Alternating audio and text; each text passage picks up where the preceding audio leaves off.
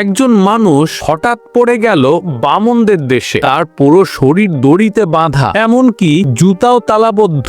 এক টানে কাঠের খুঁটি তুলে ফেললো সে। রাজ্যের জেনারেল এগিয়ে এসে ভরসা ছুড়ল, আর বামনেরা বিশাল দড়ি ছুঁড়ে ধরে ফেললো তার বিশাল পাচা। এক ধাক্কায় পড়ে গেল লোকটা আর জ্ঞান হারালো। চোখ খুলে দেখে এবার সে গাড়িতে বাঁধা, আর সামনে বামনদের রাজপ্রাসাদ। রাজকন্যা বিস্ময়ে তাকিয়ে, এত বড় মানুষ জীবনে দেখিনি। এরপর কি? সে চাষ করতে বাধ্য হয়, আর হঠাৎই রাজপ্রাসাদে হামলা। লোকটা ছুটে গিয়ে রাজাকে বাঁচাতে চায়, কিন্তু আগুনে হাত পুড়ে যায়। অবস্থা বেগতিক। সে নিজের প্যান্ট খুলে জল ঢালার মতো কিছু করে আগুন নিভিয়ে ফেলে।